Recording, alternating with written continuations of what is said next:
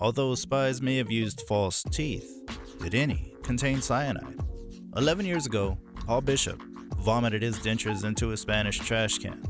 Then, according to DNA evidence, they were returned to his home in the United Kingdom. The truth turns out to be even stranger. Let's find out what happens.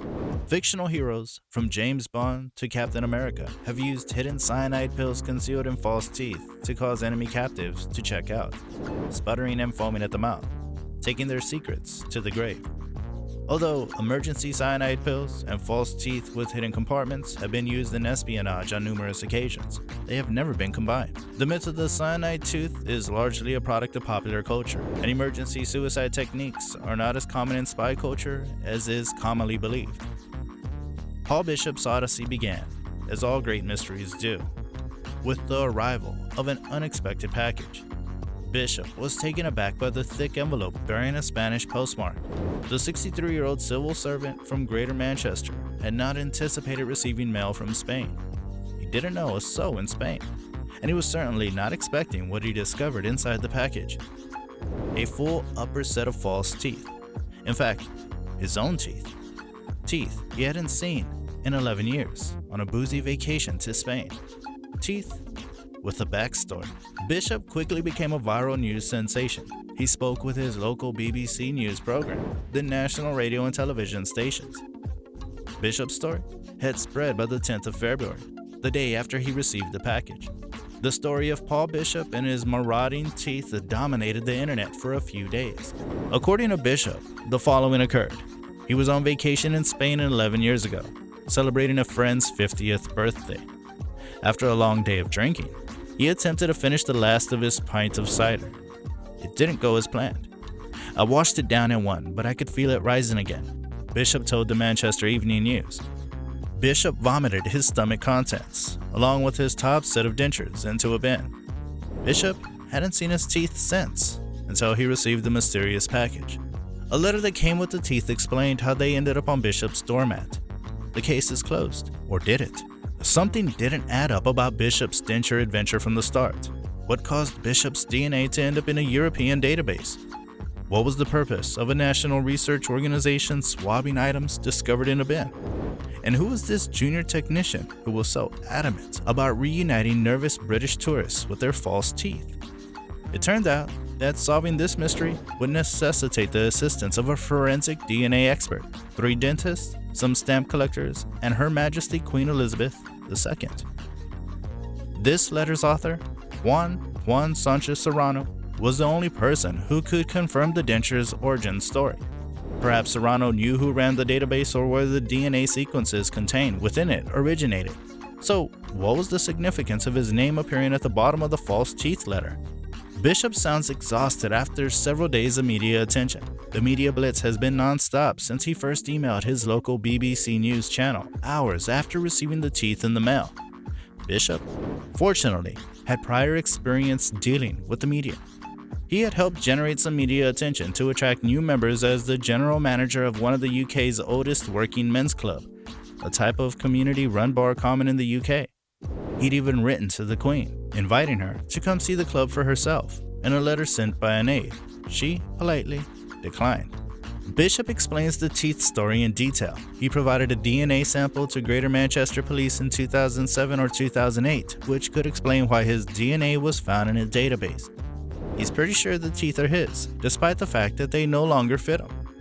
And despite being a frequent visitor to Benidorm on Spain's eastern coast, he hasn't been there since before the pandemic.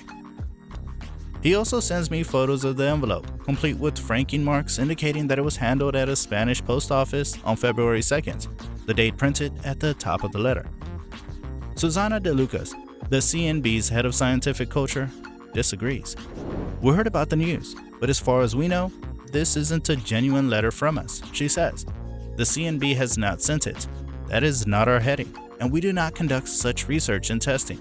Only one journalist, a Spanish writer, had contacted the CNB before publishing to confirm the authenticity of the letter. According to De Lucas, the printed letters, headings, and footer are not the same as those used in official CNB letters.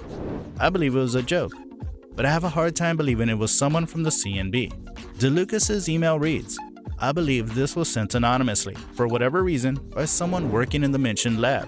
He writes, the CNB heading on the paper, the Spanish words in the letter, and the lack of a postcode on the envelope all point to Spain as the sender. Even if the letter was forged, Bishop claims that someone discovered his teeth, swabbed them for DNA, and returned to him from Spain. The idea of anonymous teeth-running vigilante appeals to me. Who hasn't been saddened by the loss of a prized possession while on vacation?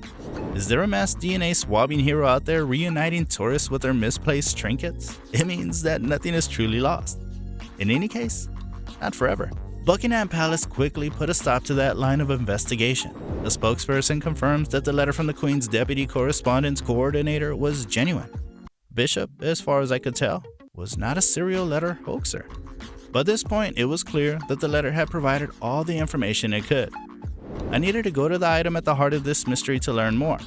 It was time to fight the teeth. Bishop's dentures that he had received in the mail no longer fit him.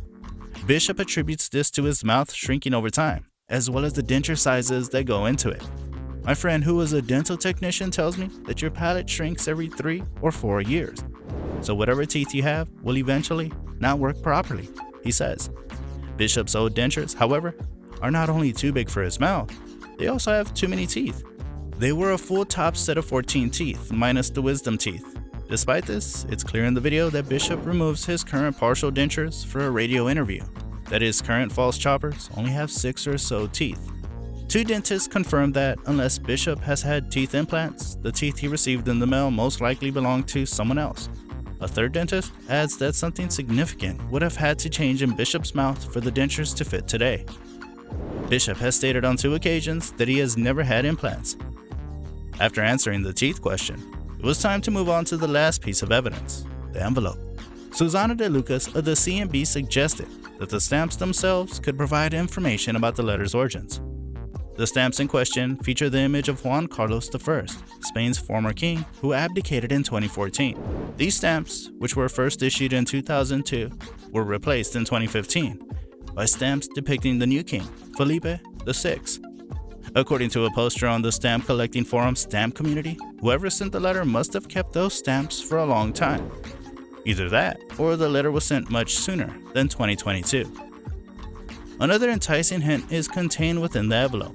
A little digging into Correo's tariff cards reveals that the last time it cost exactly 10.15 euros to send a letter from Spain to the UK was in 2018. Bishop sent several photos of the stamps, but none of them showed the value clearly enough to calculate the exact postage amount. What is clear is that the value of the stamps on the letter does not correspond to the current cost of sending a letter of any weight from Spain to the UK. This is where the mystery teeth story leaves us. Serrano did not send the letter, and neither did the supposed agency. The DNA analysis described is unlikely to succeed and could not be used to locate an address. Even the date the letter was sent is difficult to determine. Despite all of this evidence casting doubt on the teeth, no publication running the story appears to have double-checked the details at its core. Bishop's dentures are destined to become viral news lore, thanks to a momentum all their own.